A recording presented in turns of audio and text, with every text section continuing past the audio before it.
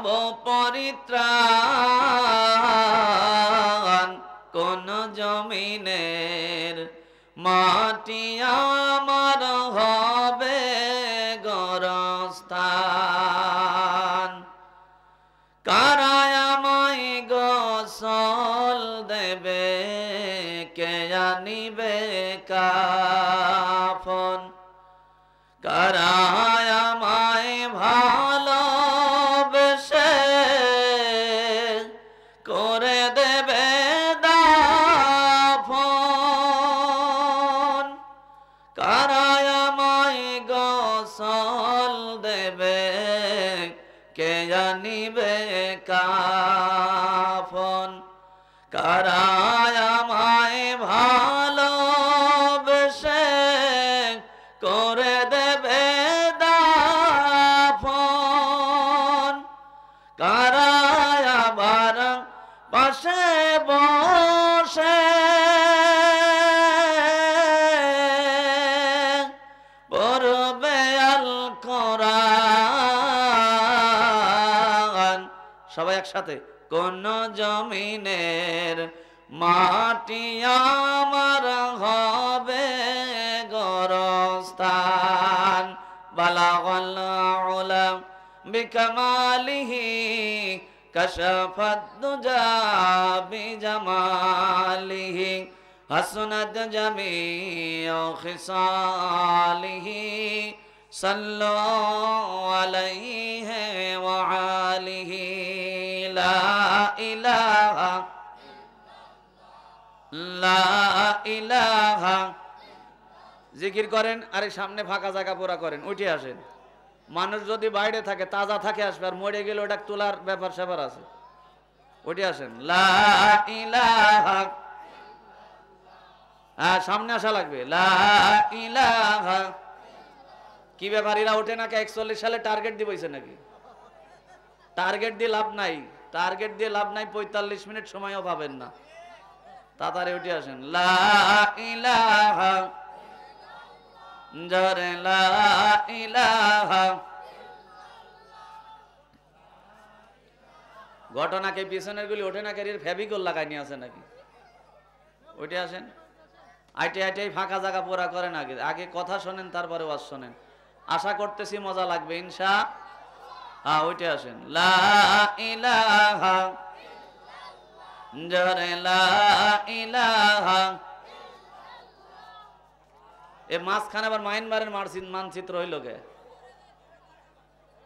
ওইটা আসেন ফাঁকা জায়গা খারাপ দেখা যাচ্ছে এই জায়গায় বোম টম নাই পরীক্ষা করে এই পাড়া হয়েছে এই চটাইটা পাড়া হয়েছে পরীক্ষা করে বোম টম নাই এই জায়গায় উঠে আসেন আসেন রে ভাই এই মাঝখানে বসেন লা ইলাহা লা ইলাহা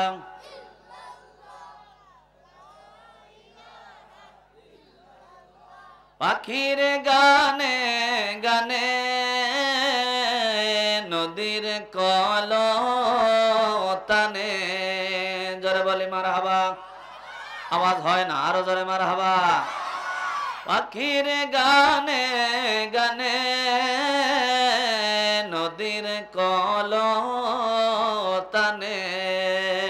ওই নামেরই সুর শোনা যায় ওই নামেরই সুর শোনা যায় মাতোয়ারা লা ইলাহা জোরে লা ইলাহা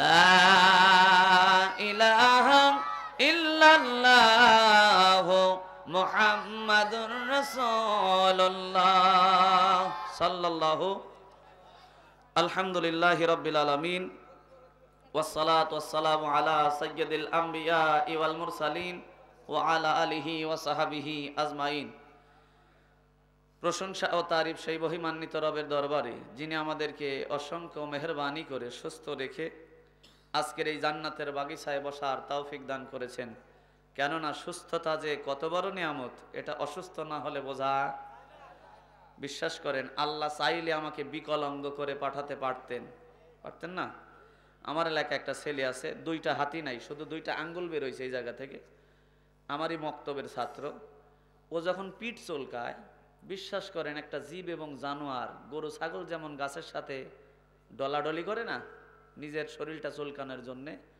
এই ছেলেটাও এমন করে। তখন দেখে চোখে অশ্রু এসে যায়, পানি এসে যায়, মনে হয় যে আল্লাহ তুমি আমাকে কত দয়া করেছো, সুবহানাল্লাহ। তাহলে যে আল্লাহ আমাদেরকে এত সুন্দর নিয়ামত দিয়ে, আহসানি তাকবীম, সুন্দর আকৃতি ভালোবাসা দিয়ে তৈরি করলেন, এই শুকরিয়া যদি জন্ম থেকে মৃত্যু পর্যন্ত করেন শেষ করা যাবে? এই জন্য সেই মহিমান্বিত রবের দরবারে শুকরিয়া আদায় করছি, সকলে পড়ছি আলহামদুলিল্লাহ। আর যারা শুকরিয়া জোরে বলে নাই, এরা মানে এক ঠ্যাং না দিয়ে পাঠালে খুশি হইতেন নাকি? হ্যাঁ, তাহলে জোরে কোন আলহামদুলিল্লাহ। দরুদ ও সালাম বিশ্ব মানবতার মুক্তির সনদ, তামাম পৃথিবীর সকল মানুষের জন্য রহমত, সাইয়্যিদুল কায়নাত, সাইয়্যিদুল মুরসালিন, আশরাফুল আম্বিয়া, খাতামান নবীন, নবী মুহাম্মদ রাসূলুল্লাহ সাল্লাল্লাহু আলাইহি ওয়াসাল্লাম। পূর্ব ঢেকিপাড়া যুব সমাজ কর্তৃক আয়োজিত মৃত ব্যক্তিদের রুহের মাগফিরাত কামনায় আজকের এই তাফসীরুল কোরআন মাহফিলের সম্মানিত সুযোগ্য সভাপতি সাহেব, যিনাকে আল্লাহ তাবারাক ওয়া তাআলা ইজ্জত এবং সম্মান দিয়ে সভাপতির আসন অলংকৃত করার তৌফিক এনায়েত করেছেন। সভাপতি নাই নাকি? আছে তো, এই যে, হ্যাঁ, হাফেজ মোহাম্মদ আতিয়ার রহমান, খতিব, পূর্ব ঢেকিপাড়া জামে মসজিদ। আল্লাহ পাক হুজুরের নেক হায়াত এবং সিহাতে কুল্লিয়া দান করুক, সকলে বলে আমিন। হুজুরের সাথে মারামারি আছে নাকি কারো? আপনিই তো ভাই নাকি? তো কই সেই, ও ও হ্যাঁ, চলে আমার মতো অল্প কটা দাড়ি। হ্যাঁ, হুজুরের সাথে আমার আছে অনেক মিল। আল্লাহ সনাত করে দুই ভাইরে খুলে দিবে জান্নাতের খিল, জোরে কোন আমিন। তো ভাইজানকে আল্লাহ পাক নেক হায়াত এবং সিহাতে কুল্লিয়া দান করুক, সকলে বলি আমিন। হুজুরের জন্য আমিন বললে আপনাদের পকেট থেকে সওয়াব চলে যাবে মনে হয়।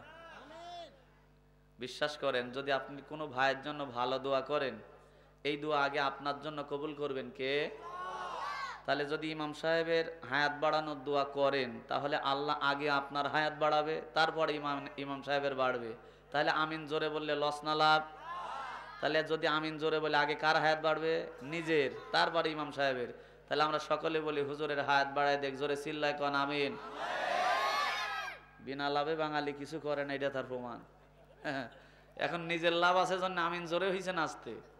তারপরে আমরা বলছি তো, আমরা সব সময় ভাইদের জন্য ভালো দোয়া করি, কারণ আজকে 17 বছর যারা বক্তাদের স্টেজে কথা বলতে দেয় নাই, এরাও নামের আগায় মোহাম্মদ লেখে কি লেখে না? নুরুল ইসলাম। আবার কেউ নাকি 80 ওয়াক্ত নফল নামাজও পড়ছে, আবার জালসায়ও বাধা দিছে। এরাও আমার ভাই, খারাপ দোয়া করতেছি না। আল্লাহ পাক এদেরকে হেদায়েত দান করুক, সকলে কোন আমিন।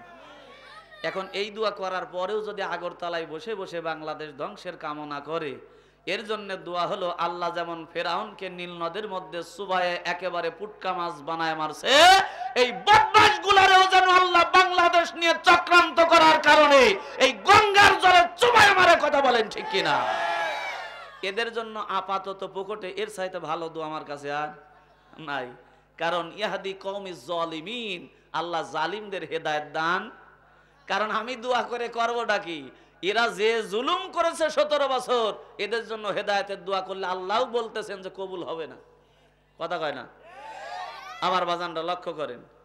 এই জন্য আমরা সব সময় ভালো ভালো দোয়া করি আমার ভাইদের জন্য। তবে যদি কোনো ভালো মানুষের জন্য খারাপ দোয়া করেন, এটাও কিন্তু আপনার উপরেও আসর করবে। কথা কন ঠিক না ভাই? ঠিক। এক লোক এই যে ধান মাড়াই করতো আগে আপনার গরু দিয়ে, কি দিয়ে? এখন তো মেশিনে করে। আপনার আমার সাথে জবাব দেন, কারণ বক্তার বক্তৃতা 100 মিটার গতিতে করায় নিতে পারে শ্রোতা যদি তাজা হয়। আমি মাঝে মাঝে বলে থাকি, বেড়া দেয় না মানুষে বাড়ির আঙিনা ঘেরার জন্য, এটাকে কি বলেন? বেড়া বলেন না? বেড়া দেন, যখন খাড়া বেড়া দেন, 2 জন লোক লাগে, একা একা বানন ঘোরানো যায় না। একজন ব্যক্তি এই দিক থেকে বেতি অথবা তার এটা ঢুকাই দিয়ে কয় হ্যাঁ, এহর মানে বোঝেন? মানে মালটা দিছি দেখ ওই পাশে গেছে নাকি। এখন ওই পাশে যে দাঁড়ায় আছে, ও যদি মরা কাবায় থাকে, মানে ঘুম এসে গেছে, বানন ঘুরবে কোনোদিন? বেড়া হবে? তাহলে এই পাশের লোক যখন বলবে হুঁ, ওই পাশের লোক রেসপন্স দেওয়া লাগবে, হ্যাঁ পাইছি, একটু সবুর কর, ঘুরাই দিচ্ছি। কথা কন ঠিক না ভাই? ঠিক।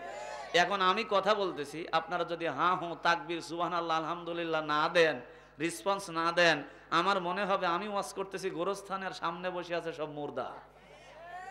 আওয়াজ দেবেন তো ইনশাল্লাহ? তাহলে সনাত করে 2টা হাত টান টান করে উপরে তোলেন। তুলতে যা কারণ নাকে মারে আবার নাক ফাটায়েন না। হ্যাঁ, হাতগুলি নাড়ান, যার হাতগুলি নড়বে গোনাগুলি ঝরে ঝরে পড়বে, জোরে নড়ায় কবজায় ব্যথা পায়েন না। লিল্লাহ তাকবীর। আল কোরআনের আলো হয় নাই, ঘরে ঘরে জ্বলা 17 বছর মার খাইছি, আর খাবো না, এখন সংসদে জ্বলে। কোন জায়গায়? আল কোরআনের আলো, কোরআন আছে যেখানে, আখেরি মোনাজাত যেখানে। টেকনিক করে বলাইছে, এবার গেলি ডবল বাড়ি।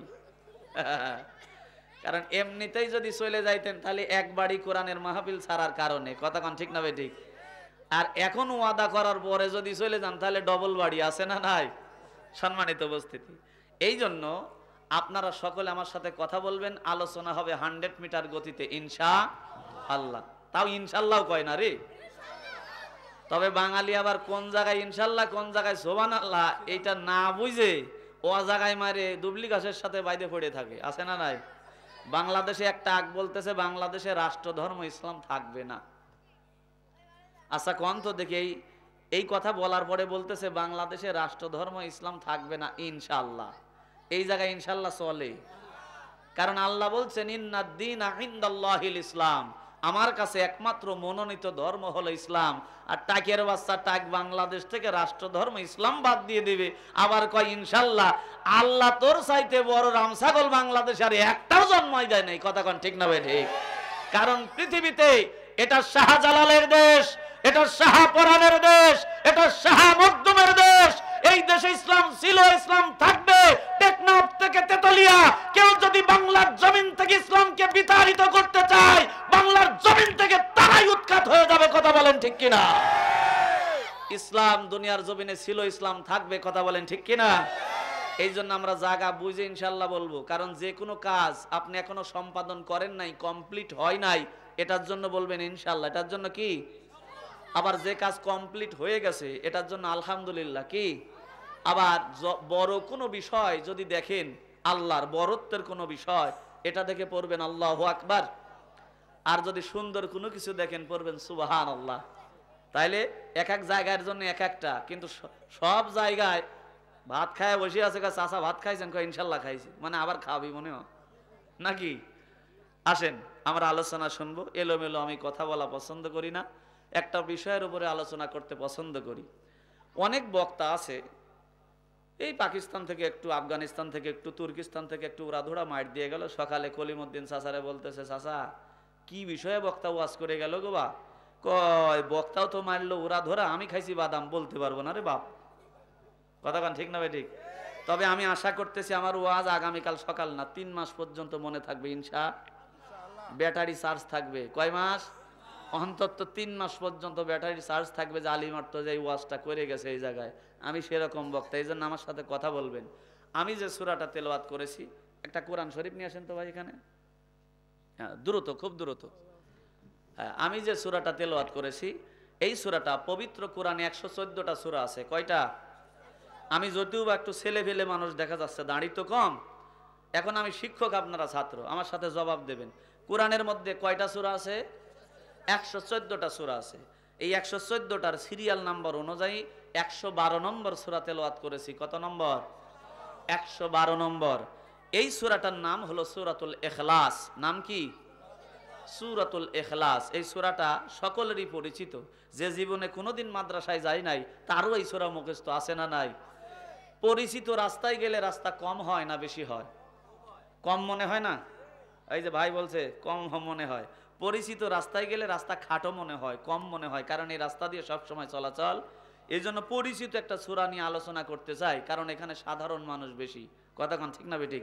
তাহলে আপনারা যখন এই আলোচনা শুনবেন মনে মনে চিন্তা করবেন যে আমিও তো একটা সূরার মুফাসসির রে, কথা কয় না?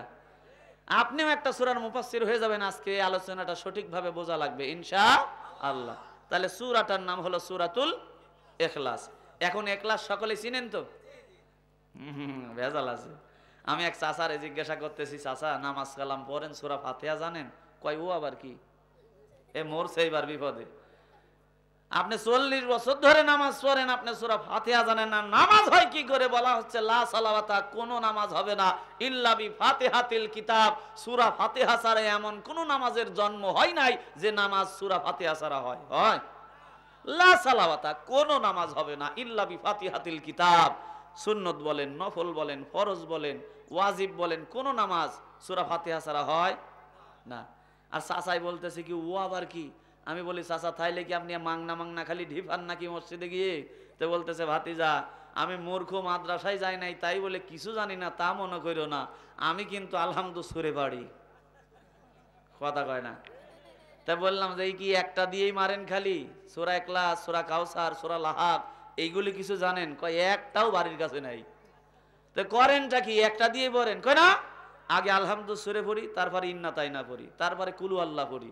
তার মানে যেই ভারত সেই যে ইন্ডিয়া চাচা তার জানে না। কথা কন ঠিক না ভাই? ঠিক। এইরকম অনেক সাধারণ মানুষ এখানেও বসে আছে, সূরার নামে সূরাকে চেনে না, সূরার তেলাওয়াতে সূরাকে চেনে। কথা কন ঠিক না ভাই? ঠিক। তাহলে সহজ করে দেই, যে সূরাটা তেলাওয়াত করেছে এটার নাম হলো কুল হু আল্লাহ সূরা। এবার চিনছেন মনে হয় সকলে? চিনছেন না? তাহলে এই কুল হু আল্লাহ সূরা এটার নাম হলো সূরাতুল ইখলাস। এইবার আসেন, এটা 12 নম্বর সূরা, 112 নম্বর। এই সূরার মধ্যে 4টা আয়াতে কারিমা আছে। কয়টা? আওয়াজ দিয়ে বলেন কয়টা? আরো জোরে।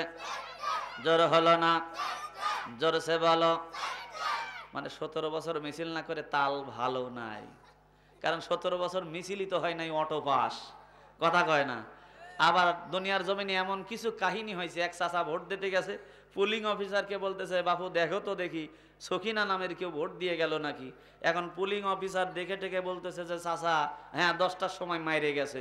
এখন চাচা ধরছে কান্না, আইরে আল্লাহ, আজকে 17 বছর ধরে তুমি আসো আর যাও, দেখা করো না, কি এমন তোমার সঙ্গে আমার হলো, এত রাগ কেন করলে? এখন পুলিং অফিসার ডাক দে বলতেছে চাচা যে ব্যক্তি সকিনা ভোট দিয়ে গেছে কেডা? কয় আমার বউ। কেডা? ওনার স্ত্রী।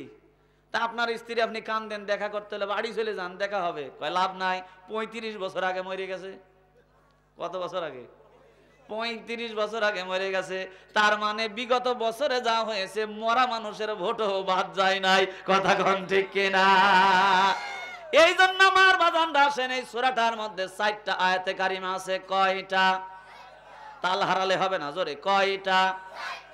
আর জোরে, জোরসে বলো। তালে তালে সবাই মিলে একসাথে ওয়াজ মুখস্থ হবে, আব্বা শুদ্ধি হবে।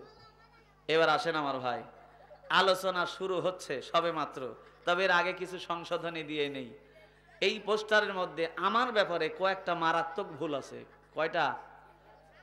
এখানে কয়েকটা মারাত্মক ভুল আছে আমার ব্যাপারে। এখানে লিখছেন হাফেজ মাওলানা আলী মুর্তজা খান। আমি হাফেজে কোরআন না, এটা আমার উপরে জুলুম করা হয়েছে। যেই লিখছেন হয়তো আমার থেকে শুনে লেখেন নাই, অথবা আমার এই জায়গায় ফোন দিয়ে এটা সুন্দর করে লিখতে পারতেন। আমি হাফেজ না, আল্লাহ আমাকে সেই সৌভাগ্য দেন নাই।